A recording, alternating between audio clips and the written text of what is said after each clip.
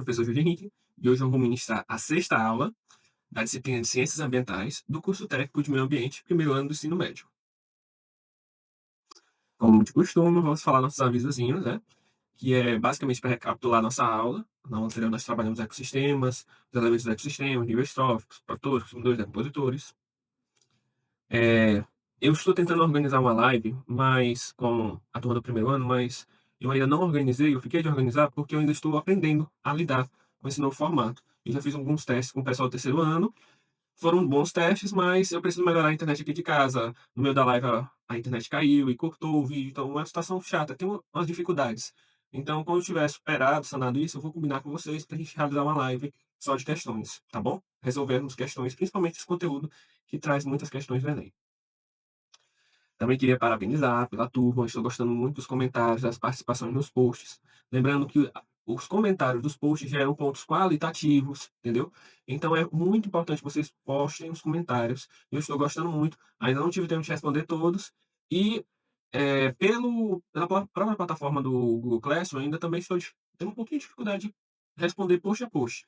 Mas com o tempo, com a prática, eu vou respondendo. Se tiver alguma coisa errada, eu mando ou para você direto ou no privado, tá bom? Até então eu não vi os posts estão corretos, os conceitos estão corretos.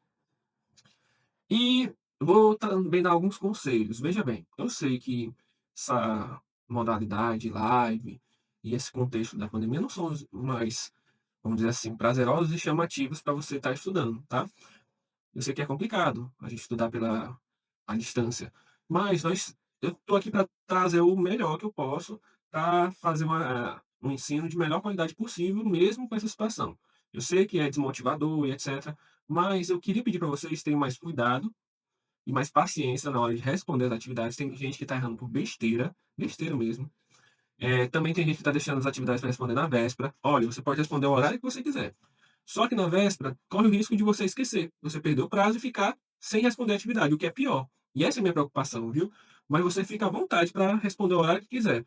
Minha sugestão também é que você monte um horário de estudo. Se você tiver com dificuldade de se organizar no estudo, monte um horário de estudo. Se tiver dificuldade de montar, entre em contato com o pessoal da pedagogia que eles vão me ajudar com isso, tá bom? E tentem debater e os conteúdos e conversar com os colegas. Por exemplo, você, quando tinha aula presencial, você não discutia determinado assunto com os amiguinhos? Então, você não tem mais os amiguinhos para discutir todo dia. Então, o conteúdo que você vê nessa aula, se você puder explicar para alguém da sua família, pode ser um irmão, pai, mãe, para tentar. Essa parte é importante de debater, que é para mostrar o quanto você dominou e quanto você aprendeu o conteúdo. Então, chama o papai, chama a mamãe, diz: Papai, mamãe, o professor mandou eu tentar explicar para você o que eu aprendi. Pode dizer que fui eu, pode dizer que fui eu. Vai achar estranho? Vai. Não vai entender nada? Talvez. Mas só de você estar tentando explicar, você já está exercitando, você já está debatendo. E isso é bom não só para minha disciplina, quanto para qualquer outra disciplina, tá bom? Chama a mamãe gosta muito de conversar, então vai ter um assunto bom que só. Vamos lá. Então, vamos trabalhar hoje o conceito de bioma, certo? Bioma, bio é vida, bioma quer dizer um grupo, massa. Esse bioma ele se trata do conjunto de vegetais e animais constituídos e agrupados em uma determinada região, com condições geológicas, climatológicas semelhantes. E, historicamente, sofreram os mesmos processos de formação de paisagem, que resultam numa diversidade de fauna e flora própria. Ou seja, é uma região que sofreu condições climáticas e ambientais ao longo de muitos e muitos anos, e ela tem características próprias.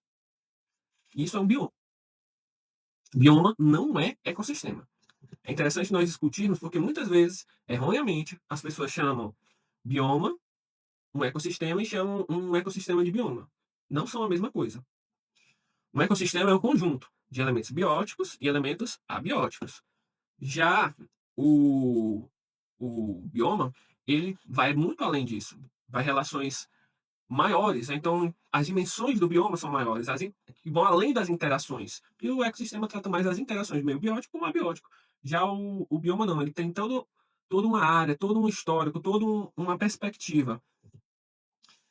Em outras palavras, ele pode ser definido como um complexo de ecossistemas. Ou seja, a gente pode dizer que o bioma ele é um conjunto de ecossistemas, mas um conjunto de ecossistemas que sofreram as mesmas ações e, e sofreram os mesmos processos, as mesmas condições ambientais. Tá ok?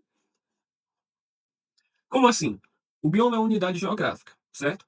Ela caracteriza por uma vegetação dominante e esses ecossistemas eles têm características semelhantes, tá ok? Então, nós vamos ter, por exemplo, no deserto, um ecossistema quente, árido, mas nós vamos ter um oásis, que é um ecossistema de oásis, no meio do deserto. Mas todos esses ecossistemas pertencem ao mesmo bioma, por exemplo. Nós vamos ter uma floresta, mas no meio da floresta tem um ecossistema de lagoa, mas ainda são representados no mesmo bioma, o bioma de floresta, por exemplo. Então, o que é necessário para delimitar, para caracterizar um bioma?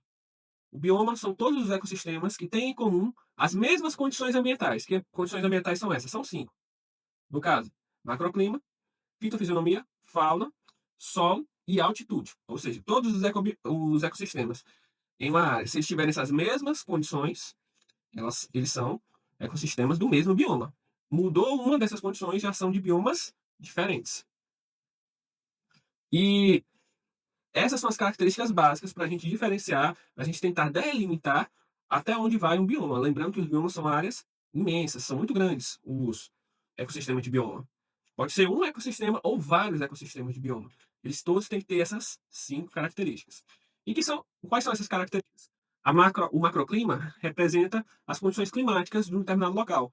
Pode ser temperatura, pluviosidade, umidade, etc. De uma área. Essas condições influenciam diretamente na vegetação. Ou seja, o clima vai ditar como é que vai ser a vegetação, o tipo de vegetação. Por exemplo, um clima tropical ou um clima equatorial, úmido, se tiver bastante umidade, nós vamos ter árvores grandes, árvores grossas. Mas se tiver pouca umidade, nós vamos ter árvores finas, menores, não tão altas. Isso depende de como vai ser o clima, de como vão ser os demais fatores do bioma. E é bom salientar, eu quero que vocês pesquisem, não sei se o professor de geografia já falou, mas existe uma diferença bem clara entre clima e tempo, tá bom? Procure na internet. Clima e tempo são coisas totalmente diferentes. Bom, fitofisionomia seria a fisionomia das plantas. Como as plantas se aparentam, como são as características físicas das plantas. Essas características muitas vezes refletem o processo evolutivo que essas plantas sofreram e muitas vezes como elas se adaptam ao meio, com limitação de água, ou vez de luminosidade, de território. Então elas vão ter aparências, aspectos diferentes. Ok? É, Outra, as plantas também vão ditar a quantidade e o tamanho dos seres vivos que vão viver nessa, nesses biomas. Elas que vão fornecer alimento para as demais populações de animais. Falando em animais, nós temos a fauna, que a fauna ela também sofre pressão dos fatores climáticos, né? Os seres vivos eles se adaptam para poder sobreviver. Então, existem várias formas de adaptação. Pode ser por meio da pelugem, ou então uma proteção maior contra o frio. Mesmo eles sendo muito parecidos, cada um sofreu um processo de evolução, um processo de transformação para cada bioma. O solo também é determinante para saber como é que vai ocorrer, como é que vai funcionar o bioma. E principalmente o solo é fundamental para as plantas, porque é a partir do solo que nós vamos ter as características de porosidade, de retenção e armazenamento de água, de retenção e armazenamento de nutrientes, toxicidade, e tudo isso vai influenciar diretamente em como o bioma vai estar de maneira geral. Além dessas outras, por último e não menos importante, a altitude também determina como vão funcionar os biomas, como estar delimitados os biomas. Porque à medida que se avança na altitude, a altitude é a distância do ponto para o nível do mar, e quanto mais distante do nível do mar, mais frio vai ficando e menos oxigênio vai ter, então isso afeta diretamente os seres vivos. A altitude ela é uma característica muito forte para o bioma, para a determinação e delimitação do bioma, bem como o relevo. O relevo também pode alterar drasticamente, inclusive, o clima da região. Tipos de biomas. Nós temos biomas aquáticos e terrestres. Aquáticos nós já discutimos um pouquinho na aula passada, que são os rios, oceanos, lagos, e os terrestres, que são esses que nós vamos trabalhar um pouquinho mais agora. Vou passar rapidamente, porque existem números, essa é só uma de várias classificações de biomas terrestres, mas é interessante que vocês conheçam. No caso, nós temos as tundras, que são mais próximos do lado do Polo Norte. Elas são regiões muito geladas e apresentam uma estação fria numa estação de primavera. Então são bem diferentes, elas se transformam muito. E a principal a vegetação que nós temos é o capim nessa área. Nós temos a floresta boreal, que seria aquelas florestas mais ou menos na região do Canadá, que elas também são regiões frias, porém elas já conseguem ter indivíduos um pouco mais altos, que são árvores e principalmente árvores coníferas, que são os pinheiros, como nós estamos vendo aqui. Tem como animais os ursos, os lobos, os cercos. Nós temos as florestas temperadas, que essas são mais ou menos as florestas dos Estados Unidos, que apresentam 4 estações bem definidas, que essa vegetação ela se adapta ao passar do ano, né? Ela muda com a primavera, outono, verão e o inverno. E sua fauna é presente esquilo, javali, entre outros.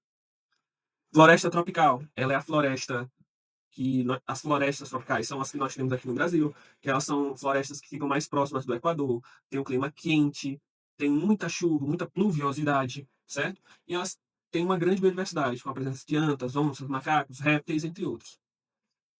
Savanas são mais parecidas com as savanas africanas, são locais que têm uma vegetação um pouco rasteira e algumas árvores espalhadas e constantemente pegam fogo. Então é natural desse bioma, por exemplo, ter as queimadas.